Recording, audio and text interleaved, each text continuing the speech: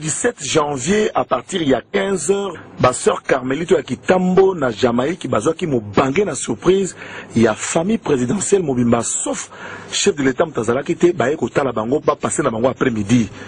Le coup la bango bazalaka déjà disponible pour bango bimakate, moussa la bango ko sambe la kaka nzambe, pour na babola, pour na bakonzi, pour na batonyo surtout, maman oliva kuta ki bango surtout wana, na bana nenga ki na bango. Bayambaki bango kitoko tala kunde batandeli bango bakiti kiti yo batele maman oliva fanda liboso maman oliva boyi yango afandi na bakiti yo batu nyonso bazwaki ayaki pa ba sœur basoli makambo ebele ndenge na ndenge surtout ayaki na bana tala kutu nzoka nde Laurent Désiré Kabila ya muke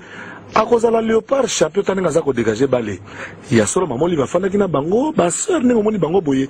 bango basalaka ba gâteau pe basalaka ba jus à partir de fruit na bango moko ba pesi maman oliva meli en toute simplicité et le moko kutu maman oliva télé na ko sur la téléphone na ndenge to taleli on dirait chef de l'état tuni po ebandeni makambo za koleka avant maman oliva longwa bango batambusi ko lakisa e chapelle na bango baza ko tonga et puis pa ibasala puis na bango pa ba ko tokela mai oyo baza ko désinfecter pour servir bango na ko suko na ko lamba pe na ko sala misala bazwa ki pe courage ya kolakisa bango na ngambu lupango oyo baza kowela yango basoda kutu bayaki awa po abotola mabele ya basango po mikolo na Kinshasa mutu nyonso kama abotola mabele ya batu o na asima général o na asima député na asima soki ya nani bamamelo oyo ya Carmelite bango baza kobokola bibwele balapin basali bilanga kitoko baza pe kolesa ville ya Kinshasa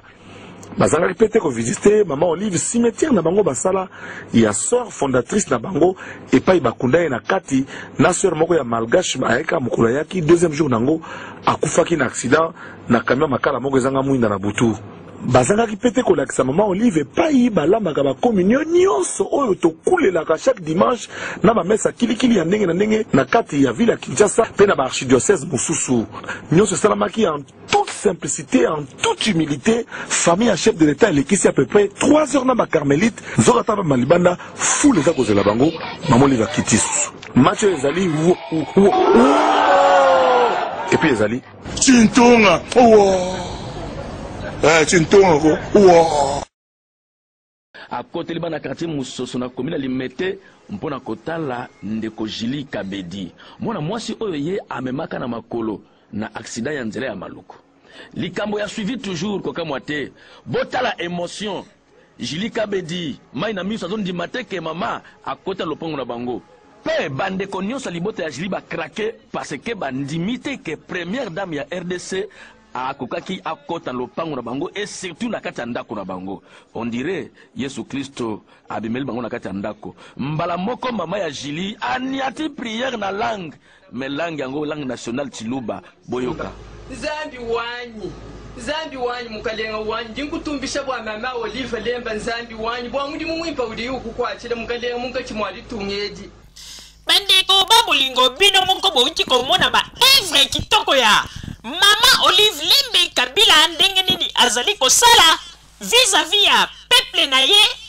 En tout cas ezali esengo mingi nde tosengi ete Nzambe abakisela ye na papa le rais mikolo ya mingi pe toyebi ete tokopesa bango chance ya mingi po ete bakontinue baprojet na bango oyo bazali na yango ya kitoko mpo na mboka na biso po ete bandeko babolingo oyo ezali komonana na miso ya bato nde babengi yango vérité. Mais oyo ezali komonana te bazali koyebisa kaka na bato na maloba wana nde babengi yango ba proposition ozali kopropose likambo mais bato bamoni yango te. Par exemple nango tongela yo pont ezali neti promesse osali na moto mais tango ekomaka ete réalisation ya likambo nde eloko ba peuple balingaka ko réaliser yango wana bandeko babolingo tosuki kaka wana te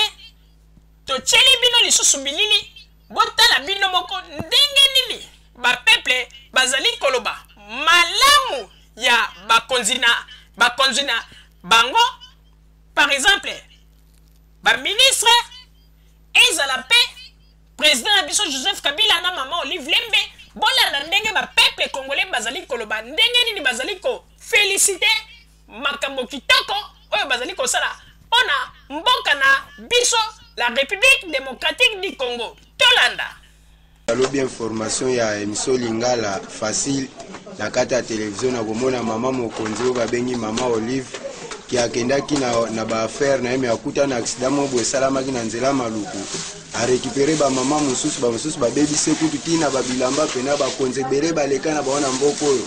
mena to mona ma sala ba honneur amar kwa en tout cas et pesa inga esengo mingi pe akobaka musala ne ekende liboso na kombo nzamba bakoko na biso ese pesa inga makasi penza tika mama Olive asali penza na très salamaki penza azi batu nyonso amemi bango vraiment mama salaka pongo to tsepe motema penza pa ya mama penza so ozali koyoka ngai penza na ozali kosala penza tika te nzambe apambola yo vraiment to sepeli mingi na geste salemaki epa mama présidente Olive geste wana penza mama azalaka bongo to sepeli makasi lenga salaki mutu moko utaki kotelema na cortège asala eloko mama asalaki mama nzambe abakisela yo ya mingi koleka en tout cas nzambe avulisa so mikolo na sa moi azaki na cortège na maluku a tourner mutuka na ye amemi bato basaki accident tina ngaliema vraiment la sepeli na art na nzambe penza abatela mama na makamiso azala ngo ya malamu vraiment ko aider bato ba projet kitoko ko aider vraiment nzambe penza asunga mama na motemo azala ya bo mama vraiment nzambe apambola ye mama azalaka bongo piloso abana akutela likama munene na maluku abaloli mituka na ye mbala moko na ngaliema vraiment nzambe abakisele penza mikolo acte ya sali vraiment pena na ko na télé maya miso bimaki ngai makina batu pena yo simbi na maboko mama penza mama azalaka bongo mama présidente azalaka bongo mama nzambe apambola o mama présidente azalaka bongo mama présidente oyo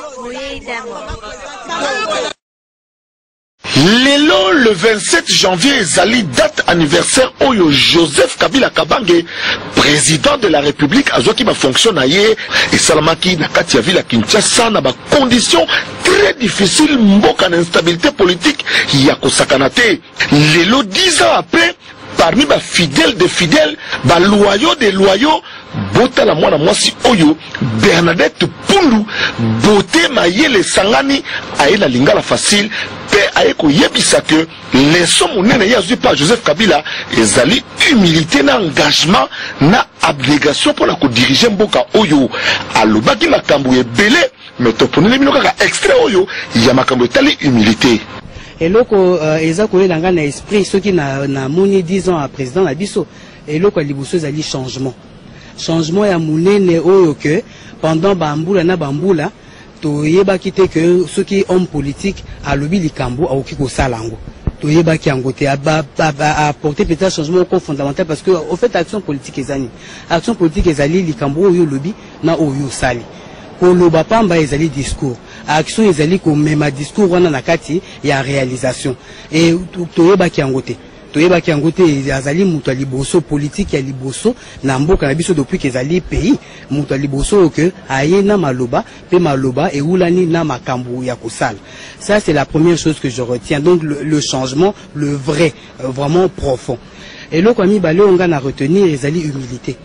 Président na biso azali mutu aye kolakisa biso que kibokonzi ezali pour koza na lola te. Qui beaucoup de pour vous la makolo ya population et président Nabiso justement par personnalité nae par éducation nae azali mutu moko azali penza mutu azo ko se comporter neti au fait serviteur il y a peuple congolais mobile au fait c'est lui qui nous sert loyauté ezali nzambe fidélité ezali biblique mobali ya solo il faut azala na loyauté pe azala na humilité il faut koyeba komikitisa Bernadette Pundu azana kana ya kosakana te envers batu oyo baza kozanga humilité face à Joseph Kabila alors que bazwaki ba poste baleba mbongo ba détourner basi ya bato mais lelo ba ko telema pona kozala contre Joseph Kabila oyo asali musala ngeke liboso Bernadette Pundu lobi ye humilité chef de l'État ezali source d'inspiration pour le développement Congo était abisso la sol. Et puis tout ça peuple moko que bato okil suko bandeko bamolingo ba peuple congolais bino moko bouti kolanda ndenge nini ba peuple congolais bazali koloba liboso ya mokili mobimba pona kotalisa ndenge nini balingi mokonzi na bango mpe ndenge nini bazali komona baevre kitoko oyo ezali kosalama na kati na mboka. Yango na toyebisi bino bato oyo bozali koreve bokeba surtout na bato bazali koyela bino bamasolo oyo bapeple kuna na Congo balingi bakonzi ya mboka te oyo boye na boye oyo ndenge balobaka ete bilobela mwanza na banzi ete ndenge kaka tolobaki televizio ezali radio te na banzi bino moko bomoni bapeple congolais bino moko bomoni ndenge nini bazali kosepela na le rais na mosala kitoko azali kosala na kati na gouvernement na ye ebongo yo yaka na bamasolo ya lokuta pona koloba ete peuple congolais alingi Joseph Kabila te wana nde ezali bandoto ya baba bandeko babolingo oyo tozalaki na yango wana pe tozali kaka wana pona kopesa bino basango ntango nyonso tu bandeko babolingo bozala kaka bisika bozali nde na nsima ya bangonga tokotalisa bino eloko nini oyo tobombeli bino mpona radio na biso ya Zumel 1000. Merci. bandeko babolingo na bandi boyiti kolanda émission na biso oyo tosilaki kolekisa yango po ete boyeba basango nini oyo bino bobande kozela na bandi ete moto na moto asili kotire leson na ye na oyo esili kolobama na esika oyo yango ete tosengi na bino ete boboto ezala na bino na bafamille esika bozwani na bandi ete mbala ya nsima biso boto Zumel 1000 tokozanga te mpona kopesa bino lisusu basango oyo esengeli mpona bino tosiki wana mpona lelo merci mingi www.zumel1000.com ezali wana mpona bino na bandi ete bokozala dessus te nsima ya bangonga nde boyebi nini oyo tobomeli bino merci.